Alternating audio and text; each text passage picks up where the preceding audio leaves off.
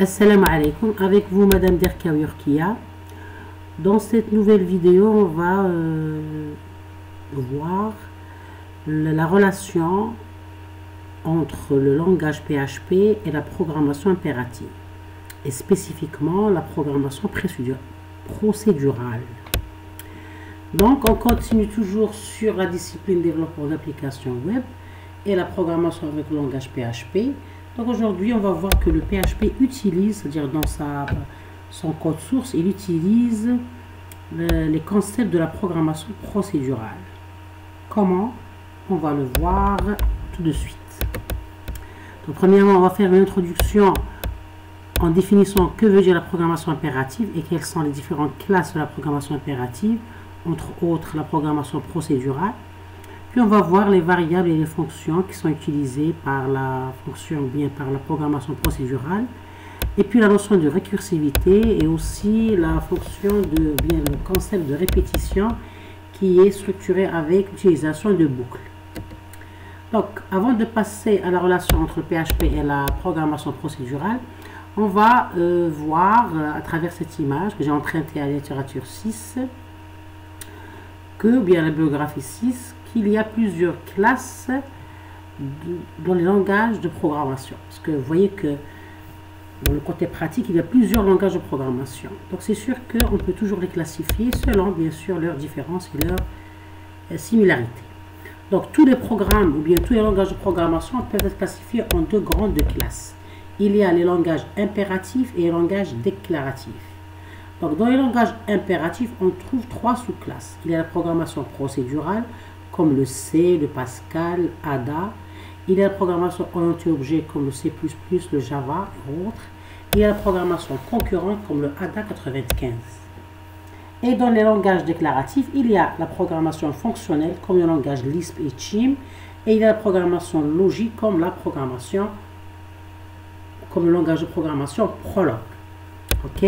Donc ça, c'est une classification pour que l'étudiant se situe sur le côté, c'est-à-dire quel langage utiliser et quel est les concepts de la programmation utilisés dans tel ou tel langage. Vous voyez? Donc la classification, elle est toujours utile pour que l'étudiant se situe ou bien il peut se retrouver lorsqu'il utilise tel ou tel langage. Très bien. Donc, dans notre cas, on voudrait travailler avec le langage PHP qui est un langage de développement web. Et ce langage, il utilise de la programmation impérative, entre autres la programmation procédurale et la programmation orientée objet. Donc, on va voir comment le PHP utilise la programmation procédurale. Donc, avant de passer à la réponse à cette question, faisons un petit rappel. Qu'est-ce que la programmation impérative? Donc, la programmation impérative est l'un des deux principaux paradigmes de programmation de l'informatique. La programmation impérative, elle est très ancienne. Donc, du latin, on dit imperare, qui veut dire ordonner. Donc, c'est-à-dire l'origine du mot impératif vient du latin. Donc, imperare égale ordonner, et le paradigme de programmation le plus ancien. Ce paradigme définit un programme comme une séquence clairement définie d'instructions informatiques. Le code source des langages impératifs énonce donc des séquences d'ordre déterminant quand l'ordinateur doit exécuter quelle action pour atteindre le résultat souhaité. Les valeurs utilisées dans les variables sont alors transformées en durée d'exécution du programme. Vous voyez que le code source en impératif, il est sous forme d'instructions, c'est-à-dire séquentielles, et c'est-à-dire chaque instruction, elle donne un résultat c'est-à-dire d'une façon, et utilise des variables. Donc, pour piloter les ordres, des structures de contrôle telles que les boucles ou embranchements sont intégrées au code. Le paradigme de programmation impérative est très concret et fonctionne en étroite collaboration avec le système. Donc, le code est aisément compréhensible, mais l'écriture de nombreuses lignes de code source est nécessaire pour décrire ce que c'est-à-dire les langages de programmation déclarative obtiennent en quelques mots. Donc, la différence primordiale entre la programmation impérative et la programmation déclarative est qu'en programmation impérative, on écrit beaucoup de lignes parce qu'il faut détailler toutes les étapes de fonctionnement pour être exécuté. Alors qu'en déclarative, il y a toujours, c'est-à-dire le nombre de codes il est minimum parce que la majorité des, c'est-à-dire des fonctions sont prédéfinies. Bien. Donc en général, les langages de programmation impérative les plus connus sont le Fortran, le Java, le Pascal, l'Algo, le C, le C#, le C++, l'assembleur, le Basic, le COBOL, le Python, le Ruby. Ça, c'est des langages de programmation qui utilisent, qui dit, c'est-à-dire ils utilisent les concepts de la programmation impérative. Donc le fait de dire qu'ils utilisent les langages de la programmation impérative, ça veut dire qu'ils utilisent les concepts de la programmation procédurale comme le C, ils utilisent les concepts de la programmation objet comme le C++, et ils utilisent les concepts de la programmation concurrente comme le ADA 95. Bien. Donc aussi c'est-à-dire le PHP, il utilise c'est-à-dire quelques notions de la programmation impérative comme la programmation procédurale. Il emprunte la notion de variable, de fonction et ainsi de suite. Donc, les différents langages de programmation impérative peuvent encore être subdivisés en 3 autres styles de programmation secondaire. On peut aussi, c'est-à-dire diviser la programmation impérative en trois autres styles. C'est-à-dire, c'est une classification en prenant en compte d'autres paramètres. Donc, on a 3 styles de programmation. Il y a le style de programmation structurée, le style de programmation procédurale et le style de programmation modulaire. Ça, c'est les 3 styles de programmation dans la programmation impérative. Donc, le style de programmation structurée étend le principe impératif de base à des structures de contrôle concrètes, comme les séquences, les sélections et les itérations, les répétitions. La maîtrise ou l'évitement complet des instructions de saut qui rendent le code impératif inutilement compliqué se font en arrière-plan. Ça, c'est pour la programmation structurée. La programmation procédurale divise la tâche à exécuter en plusieurs sous-tâches que le code doit alors décrire séparément. Les blocs de programmation ainsi créés peuvent ensuite être réutilisés au sein d'autres programmes. Donc, cette approche, qui est l'approche procédurale, entre autres, est utilisée en programmation avec le langage PHP. C'est ce qu'on va voir en utilisant la notion de variable et de fonction. Le troisième style, c'est le modèle de programmation modulaire, va encore plus loin en concevant ou bien en développant et testant les différents composants du programme indépendamment les uns des autres. Ce n'est qu'à la fin que la combinaison des différents modules forme le logiciel proprement dit. Donc ce style de programmation, on le trouve dans la programmation orientée objet. Donc, puisque le PHP utilise la programmation procédurale, bien les concepts de la programmation procédurale, donc les concepts de base dans cette programmation, c'est la notion de procédure et de fonction, bien de sous-programme. Donc, ce qu'on retrouve en PHP sous forme de concept de fonction qui utilise des variables. Donc, pour arriver à la notion de fonction, on va parler des variables en PHP. Donc en PHP, une variable est un conteneur qui va nous permettre de stocker des informations de différents types. Donc une variable en PHP, elle peut avoir type texte, entier, booléen et plusieurs types qu'on va voir par la suite. Donc elles ne servent qu'à stocker des informations temporairement. En effet, elles n'existent que durant l'exécution du code PHP. Elles ne persistent pas dans le temps. Ça, c'est très important. Parce qu'on déclare des variables dans le langage PHP. Puis on va exécuter le code PHP. Bien sûr, le code PHP il est exécuté avec le serveur. Donc, les résultats, c'est-à-dire ces variables, ils vont donner des résultats. Donc, ces variables stockent les informations que durant l'exécution. Mais ils ne vont pas stocker ou bien sauvegarder ces informations. C'est pour ça qu'elles ne sont pas persistantes. Si on souhaite sauvegarder durablement des informations, il faut se tourner vers une autre méthode, par exemple utiliser la structure de base de données ou bien la structure de fichiers ou bien des cookies par exemple. Vous voyez, donc dans le développement web avec le PHP, les variables contiendront les informations ou bien les données que pendant l'exécution. Une fois le programme exécuté, la variable perd sa valeur. Donc, si on voudrait stocker ou bien sauvegarder cette valeur, on doit penser à utiliser d'autres structures comme les bases de données, les fichiers, les cookies et ainsi de suite. Donc, cependant, la valeur d'une variable peut évoluer au fil de l'exécution d'un code PHP. Donc, il est en exécution. Donc, comment créer ou bien déclarer une variable en PHP? Comme énoncé précédemment, une variable nous permet de stocker temporairement des informations. Chaque variable est identifiée au sein du code PHP par un nom unique. Chaque variable elle a son nom unique. Cela permet de les distinguer les unes des autres et de les utiliser. À l'instar des identifiants en HTML, on peut identifier nos variables avec n'importe quel nom. Donc, une variable, elle peut avoir n'importe quel nom. Cependant, il y a tout de même quelques règles à respecter pour nominer les variables. Ainsi, pour déclarer une variable en PHP, il faut préciser le signe $. Avant chaque nom de variable, il faut écrire le nom $. Avant chaque nom de variable. Exemple, $nom égale Mohamed.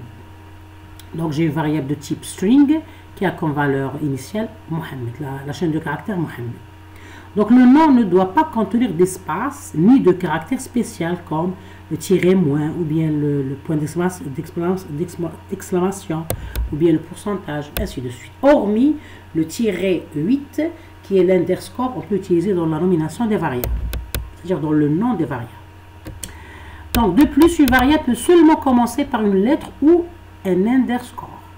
Les chiffres sont autorisés, mais pas en premier caractère. Donc, par exemple, on peut utiliser les tirets, c'est-à-dire l'underscore, le tiret 8, au début du nom de la variable ou bien à la fin. Mais les chiffres, on peut, c'est-à-dire écrire les chiffres dans le nom du variable, mais pas au premier, c'est-à-dire dans le premier caractère du nom de la variable. Par exemple, ici, on a un petit code de variable où on déclare un petit code en PHP où on déclare 3 variables. Une variable test qui est égale à 1 de type integer, une variable -8 test qui est égale à 2 et une variable, c'est-à-dire son nom, c'est test-1 qui est égal à 3. Donc, les noms des variables sont sensibles à la case. Donc, les variables test en minuscule et la variable test en majuscule et la variable avec un T, le premier T en majuscule et l'autre, les 3 autres lettres en minuscule sont bien 3 variables distinctes. Donc, vous voyez que les variables sont sensibles à la case. Par exemple, en Java, les variables ne sont pas sensibles à la case. Les 3 ici, les 3 variables sont identiques. Mais en PHP, le majuscule et le minuscule, c'est-à-dire le PHP prend ça en considération comme étant deux variables différentes. Vous voyez? Donc je le redis, les noms des variables sont sensibles à la case. Donc les variables test minuscule, test majuscule, et le nom de la variable avec test T en majuscule et EST en minuscule sont bien 3 variables différentes. Ce sont 3 variables différentes parce que leurs noms sont différents. Bien. Donc pour les types de variables, les variables en PHP vont pouvoir stocker 8 grands types de données différents. Donc le type de la variable en PHP, elle peut être de type de chaîne de caractères ou string, ou bien de nombre entier ou integer, ou bien nombre décimal ou bien float, booléen ou bien booléen en anglais. Il peut avoir le type tableau ou bien array, le type objet ou bien object. Aussi il y a le type nul qui se dit également nul en anglais. Et aussi il y a le type ressource ou ressource en anglais. On va voir ces différents types dans des exercices de TP en utilisant bien sûr le web server et Visual Code comme éditeur de texte pour écrire notre code en PHP. Bien. Donc, maintenant, une fois qu'on a vu, c'est-à-dire les variables en PHP, maintenant les fonctions en PHP. Les fonctions, ils ont plusieurs buts. La notion de fonction a plusieurs buts. La fonction, c'est un concept qui est utilisé en programmation procédurale. Donc, la fonction, bien les fonctions ont plusieurs buts, comme éclaircir le code en regroupant dans une même fonction certaines fonctionnalités d'un programme qui se répètent. Donc, les fonctions sont utilisées dans d'autres programmes, ce qui évite de répéter pour chaque projet le même code. Donc, ils permettent la notion de réutilisabilité. Par exemple, la fonction calcul de produit de matrice. C'est un sous-programme qui peut être utilisé chaque fois. C'est-à-dire, on l'écrit une seule fois. Chaque fois, lorsqu'on a besoin de produit de matrice, on va appeler la fonction qui fait le calcul. On ne va pas écrire le code une autre fois. Donc, il permet la réutilisabilité. Bien. Et bien sûr, la fonction est utilisée lorsqu'on a un ensemble d'instructions qui se répète chaque fois. Donc, au lieu de le répéter à chaque fois et on aura un code volumineux, on va l'écrire une seule fois et on va l'appeler avec le nom de la fonction et bien sûr avec les paramètres. Donc, on distingue deux types de fonctions. Les fonctions intégrées ou built-in qui sont incluses par défaut avec les distributions de PHP comme print, echo et ainsi de suite. Et les fonctions définies par le programmeur selon son besoin. Donc, on peut dire des fonctions intégrées ou built-in ou bien des fonctions prédéfinies. Ça, c'est des fonctions qui sont chargées avec le PHP et on peut l'utiliser directement en connaissant leur nom et on va les appeler avec son nom qui est déjà reconnu par le moteur PHP. Et il y a des fonctions qu'on va écrire nous-mêmes, le programmeur va les écrire. C'est des fonctions spécifiques qui sont définies selon notre problème ou bien selon notre problématique. Bien. Donc, en général, la structure d'une fonction est la suivante. On a, bien sûr, la balise du PHP et la fin du PHP. Et pour déclarer une fonction, on a le nom de la fonction. Ici, j'ai oublié normalement. C'est le nom de la fonction ici. Function en anglais. Et on a ici paramètre. Paramètre 1, virgule. Paramètre 2, virgule, et ainsi de suite, selon, bien sûr, le nombre de paramètres qu'on a. Et on va ouvrir la collade. Donc ici, normalement, function paramètre 1, on peut avoir, c'est une variable, donc écrire $, avant la variable. Aussi, $, avant le deuxième paramètre, paramètre ici, paramètre.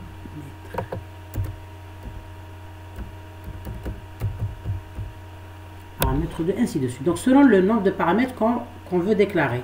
Et on peut avoir une fonction sans paramètres. Donc, déclarer une fonction en PHP, c'est avec le mot function, parenthèse, on donne le nombre de paramètres qu'on a, on ouvre on ferme la parenthèse. Bien sûr, ces paramètres-là vont être utilisés dans le code de la fonction. On a accolade ouvrante et accolade fermante. Et entre les deux accolades, on a le code de la fonction, c'est-à-dire selon sa fonctionnalité. On peut avoir une fonction sans paramètres. Maintenant, si c'est une fonction qui retourne une valeur, donc on ajoute return, en parenthèse $, une variable, selon la valeur de la variable. Bien sûr, on termine avec un point virgule. Si c'est une fonction, c'est-à-dire une void, c'est une procédure, elle ne retourne pas de valeur. C'est un ensemble d'instructions à exécuter. Donc, on n'utilise pas le return. Return ici. D'accord? Je répète. La structure globale d'une fonction, c'est function, l'ensemble des paramètres, accolade ouvrante, le code de la fonction selon la fonctionnalité de la fonction, un return, ici un return. Return, c'est en anglais, les mots-clés dans un programme. Return, franchement, sont toujours les mots-clés sont en anglais. Donc, return, la valeur de la variable à retourner. Donc, ça c'est facultatif ou bien c'est optionnel. Si la fonction, parce qu'on sait qu'en programmation procédurale, on a deux sous-programmes, deux types de sous-programmes. Il y a la void, bien la procédure, il y a la fonction, bien function. Donc, la void de la procédure, c'est un ensemble d'instructions. Donc, on n'a pas un retour de valeur. Et la fonction, c'est un sous-programme qui retourne une valeur. Donc, en programmation PHP, on n'a pas spécifié les deux types. C'est-à-dire, on utilise toujours le même nom function avec les paramètres. Si c'est une fonction qui retourne une valeur, donc on ajoute la ligne return avec la valeur de la variable à retourner. Sinon, on n'écrit pas l'instruction return. Donc, c'est facultatif selon votre conception, bien votre programmation. Et bien sûr, on ferme le corps de la fonction avec une accolade fermante. Maintenant, pour l'appel de la fonction, donc, par exemple, $retour sur une variable égale ma fonction ici. Et bien sûr, ici, j'ai oublié le nom de la fonction. C'est très important. Ma fonction. -8, ma fonction. On a dit qu'on peut utiliser l'underscore -8 pour la nomination des variables ou bien des noms des fonctions. Donc, je fais ici, donc ça c'est le corps de la fonction, il commence avec function et se termine avec la collade fermante. Pour faire l'appel à cette fonction, c'est avec son nom et bien sûr avec les valeurs des paramètres. Donc, $retour, c'est une variable que je déclare, est égale à ma fonction, parce qu'ici la fonction, elle retourne une variable. Donc, égale ma fonction avec deux paramètres de 5. C'est l'appel de la fonction. Et on termine le code PHP. Ça, c'est le corps global, bien la structure globale d'une fonction en PHP. Bien. Donc, ici, puisqu'on a dit qu'il y a des fonctions intégrées dans le c'est-à-dire dans le moteur PHP ou bien des fonctions built-in, donc on va utiliser ce lien-là pour voir la liste de toutes les fonctions et méthodes du PHP qui sont prédéfinies. Donc, je vais utiliser ce lien-là. Je vais faire une copie-coller, CTRL-C. Je lance mon navigateur Google Chrome.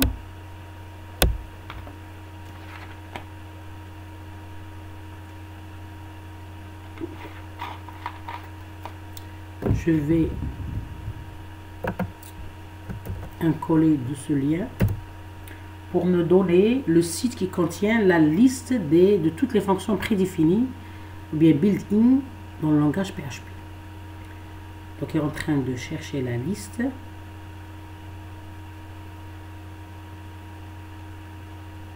Très bien. Donc, vous voyez qu'on a ici le site officiel php.net manuel.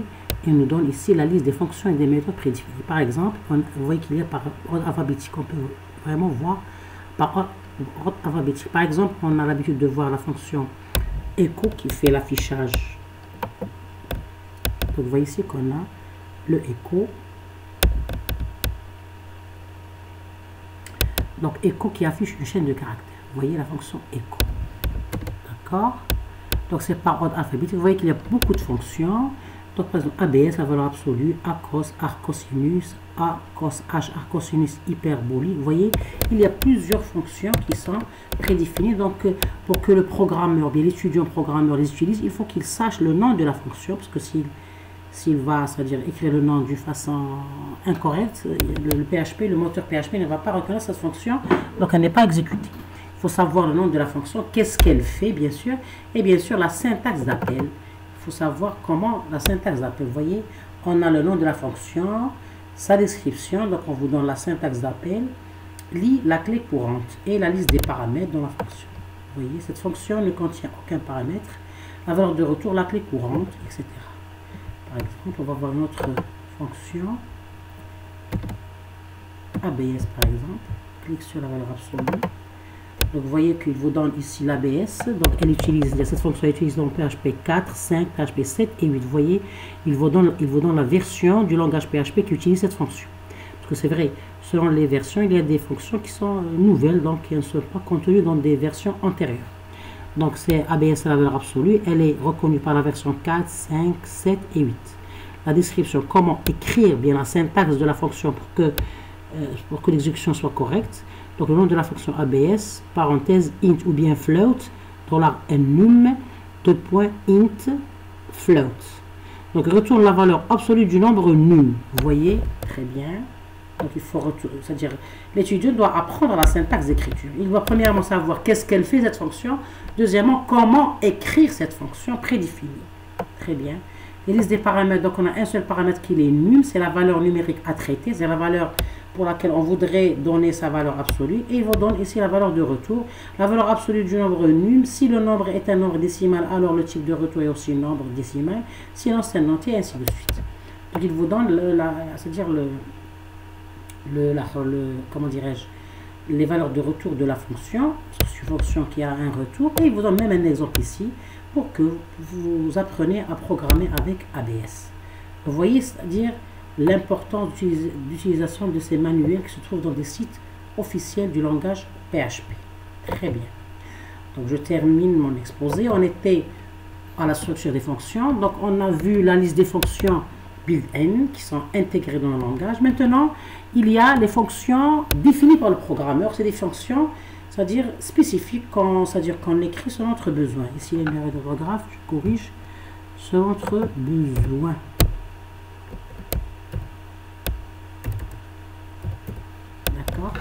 Bien, donc selon notre besoin, bien son exercice, bien son TP, bien son projet, le programmeur peut créer des fonctions qui réalisent des fonctions spécifiques. Par exemple, je voudrais écrire une fonction qui affiche une chaîne de caractères en commençant par le dernier caractère. C'est-à-dire, il écrit une chaîne de caractères à l'envers. Donc, par exemple, j'ai écrit ce code source. Je déclare une variable str de type string. Donc, on a sa valeur initiale hello world.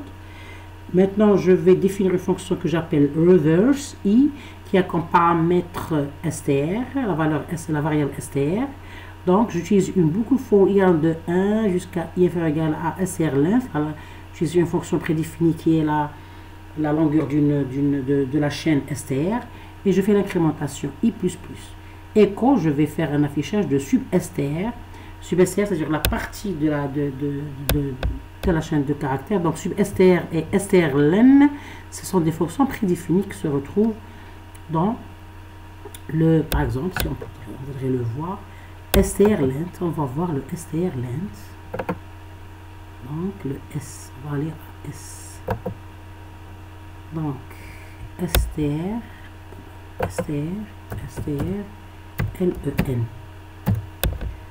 On va voir cette fonction. Vous voyez strlen, donc elle est reconnue en PHP 4, 5, 7 et 8. SRLN calcule la taille d'une chaîne. Donc, elle nous donne la longueur de la chaîne de caractères. Length, c'est-à-dire length, c'est la longueur. Vous voyez?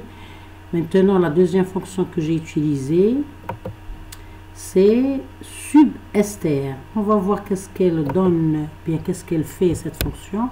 Substr, faire une recherche. Substr. Ok.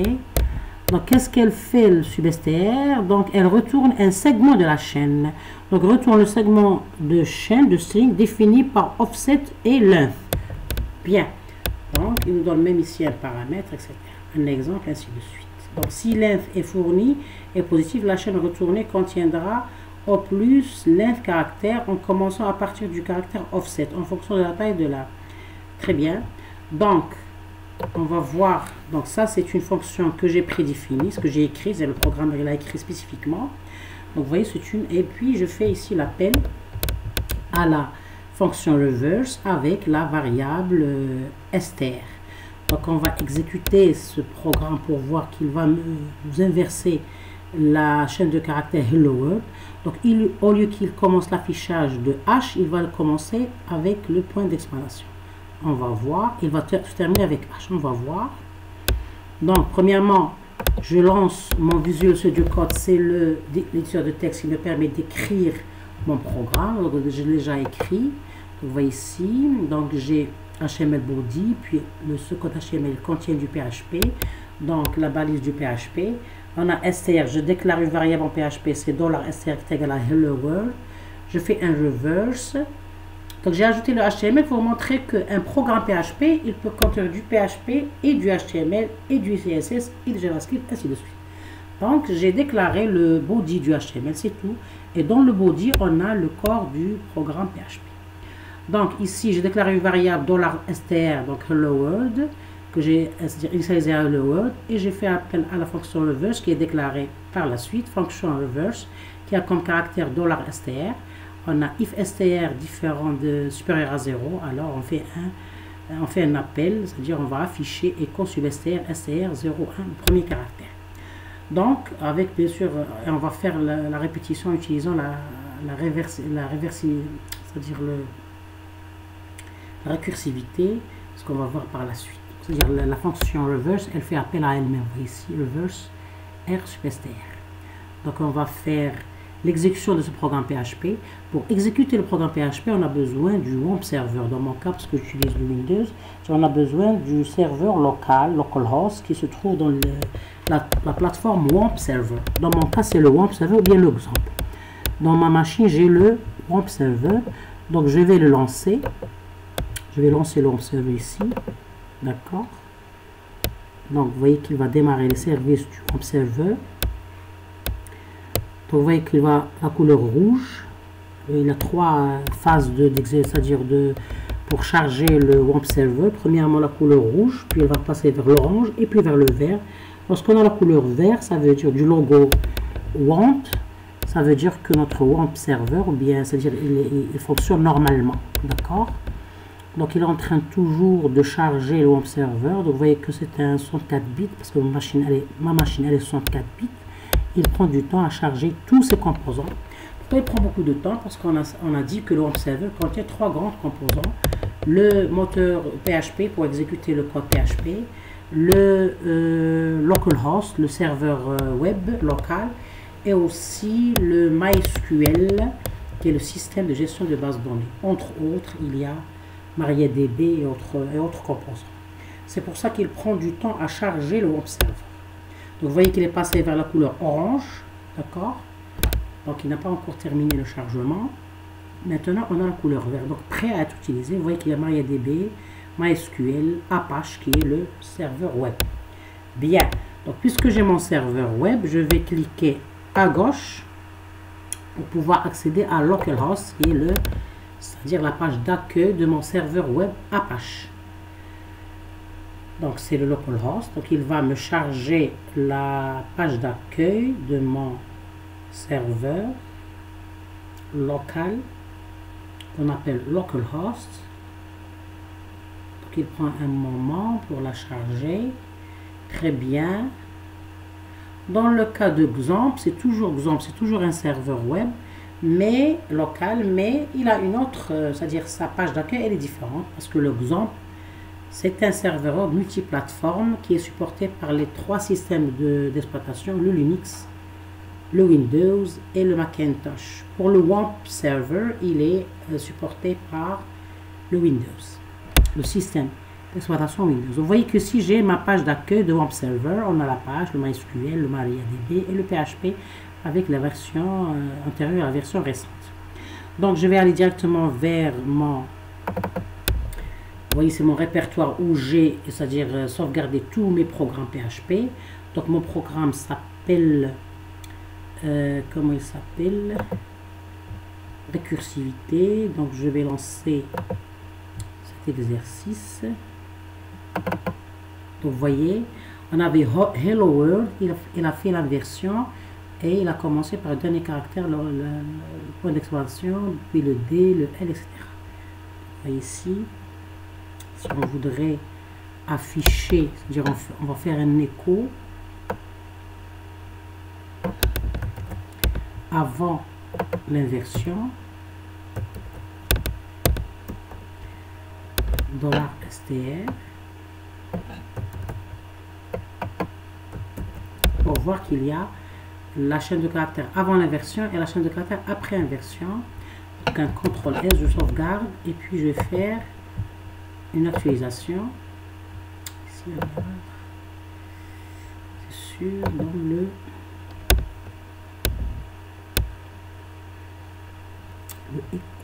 et point virgule. J'ai oublié le point virgule. On sait qu'en programmation, PHP, chaque ligne d'instruction doit être commencée par, elle doit être terminée par un point virgule. Donc je vais relancer. Très bien, donc on a Hello World et la deuxième, après la réversion, on a, vous voyez qu'il a commencé après avec le dernier caractère. Je vais faire un retour à la ligne pour voir mieux. Ici, je vais faire un retour à la ligne avec la balise.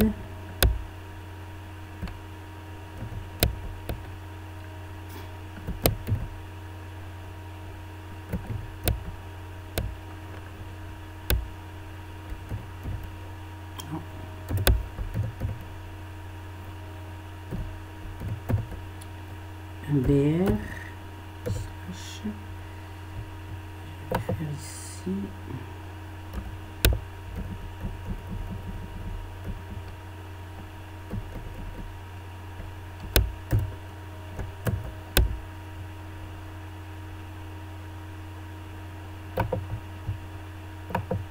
Vous voyez, donc j'ai utilisé la balise BR / pour faire un retour à la ligne. Donc, vous voyez que premièrement, il m'a écrit le Hello World avant inversion. Lorsque j'ai fait appel à la fonction reverse qui fait la lecture et l'affichage de la chaîne de caractères à partir du dernier caractère. Donc, on commence avec le point d'exclamation, puis le D, le L, le R, jusqu'à terminer avec le H. D'accord? Donc, ça pour vous montrer la notion de variable, de fonction et ainsi de suite. Bien. Donc, on va terminer notre exposé ici. Donc, j'ai fait un exemple de fonction et d'appel de fonction spécifique sur une fonction que le programmeur a développée à son besoin. Ce n'est pas une fonction prédéfinie ou bien built-in. Bien. Maintenant, on voit que la fonction utilise des paramètres. Donc, la fonction est l'utilisation des paramètres. Donc, les paramètres, ou bien on dit paramètres ou bien arguments, là, c'est la même terminologie. Donc, les paramètres d'une fonction peuvent être passés de deux façons différentes, ou bien par valeur ou bien par référence. Donc, par valeur, c'est-à-dire que si on a une valeur à l'extérieur de la fonction, seule la valeur est transmise à la fonction. Si la variable subit des modifications à l'intérieur de la fonction, ces modifications ne seront pas perçues dans le programme principal. Donc, le changement de la valeur, elle reste à l'intérieur de la fonction. D'accord? Par référence, non. Parce que, on utilise le signe ici, ce signe-là. Donc, avant la variable.